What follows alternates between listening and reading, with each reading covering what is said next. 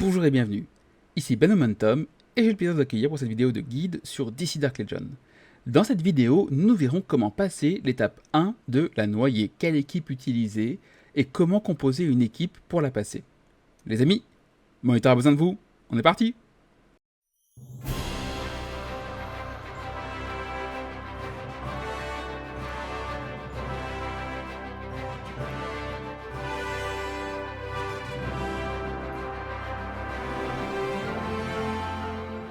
Alors tout d'abord, face à la noyée, et ça va être très important, il ne faut prendre que des distances.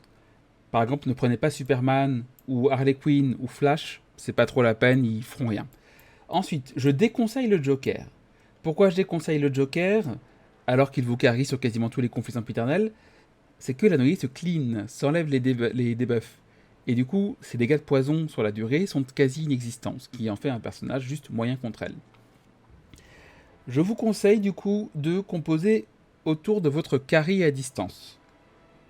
Donc votre carry, c'est votre personnage le plus fort. Chez moi, c'est Sinestro. Donc pas des surprises, vous savez que j'adore Sinestro, vous avez vu toutes mes vidéos. Ça peut aussi être Constantine qui vient de sortir. Alors moi, Constantine est encore assez tout nu, hein, il n'a pas d'étoile, mais ça peut être Constantine. Dans ces cas-là, il faut renforcer Constantine par exemple avec une Zatanna.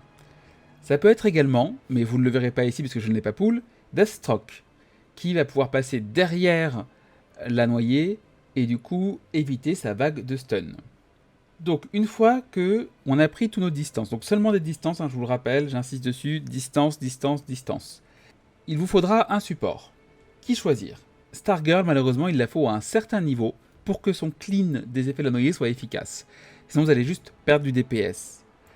Deux options que je recommande sont soit Raven, qui avec son switch de place et son heal qui est absolument monumental, pourra vous aider à potentiellement éviter des stuns, ou alors ce que j'ai utilisé, Poison Ivy. Poison Ivy, en fait, va vous sortir des lianes du sol. Vous savez, les lianes. Ces lianes prennent aussi des debuffs. Et il va y avoir un des personnages, liane y compris, qui va avoir plus de debuffs que les autres. La liane permet de disperser justement ce debuff et de parfois prendre plus de stun que le reste. Vous aurez besoin de ce soin parce que la noyée frappe quand même très fort au fur et à mesure, surtout sur la fin. Je vous ai expliqué que j'ai composé mon équipe autour de Sinestro. Donc, j'ai pris Black Adam, qui est un bon DPS distance, et Captain Cold qui a récemment eu un buff pour appuyer Sinestro, car vous vous en souvenez, Sinestro et Black Adam d'ailleurs et Captain Cold sont tous les trois Legion of Doom et du coup ont des buffs en étant ensemble. Notamment ce buff de récupération de vitesse d'énergie, c'est très important. J'ai aussi rajouté Green Arrow parce que Green Arrow est un excellent DPS à distance. On vous l'a dit, hein, Green Arrow est vraiment un personnage dans lequel vous pouvez investir et qui vous tiendra sur le long terme aussi bien en PvP qu'en PvE, même si en PvP il commence un petit peu à s'essouffler. Et c'est comme ça que j'ai composé mon équipe. Un gros DPS mono-cible, Green Arrow, à distance. Sinestro, autour duquel mon équipe repose.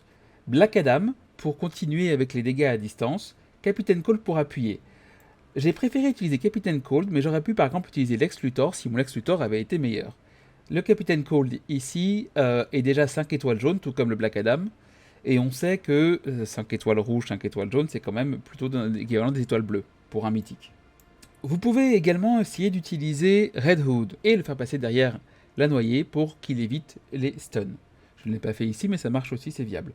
J'ai préféré renforcer mon Sinestro. La position des personnages sera aussi très importante. Je vais avoir tendance à mettre le personnage le moins utile, souvent le healer ou le support, en haut à gauche. En haut à gauche, c'est là où vous aurez la personne qui aura le plus de stack de stun sur elle.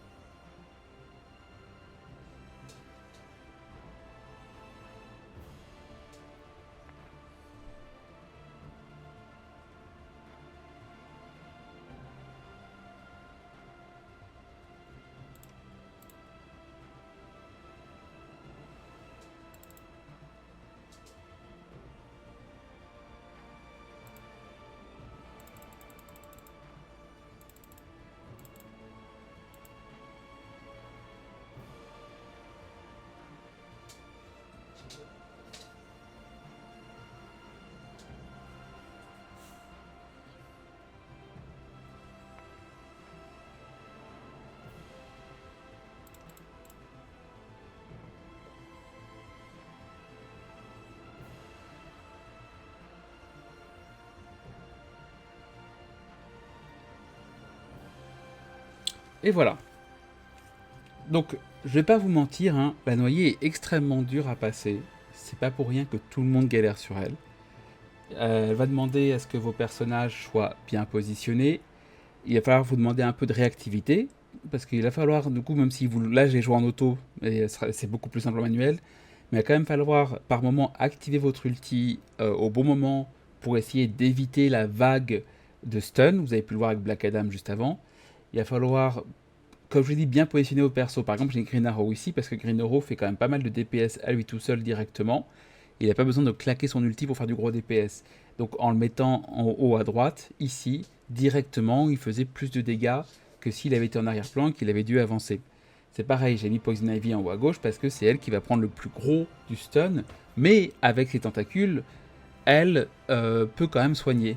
Vous avez pu aussi voir qu'à un certain moment, les tentacules sont derrière la noyée qui du coup va lâcher un peu de pression sur le groupe principal. J'espère que cette vidéo vous aura aidé, que vous allez enfin pouvoir passer la noyée, enfin accéder à la phase 2 et pouvoir avoir vos récompenses quotidiennes du coup et non plus être bloqué comme je l'ai été pendant plusieurs semaines là. Si cette vidéo vous a plu, n'hésitez pas à laisser un like, un petit commentaire pour me dire si vous avez réussi à la passer ou pas, ou jusqu'où vous arrivez, un abonnement, comme ça vous voyez d'autres vidéos qui arrivent assez vite, et en attendant amusez-vous bien. Salut!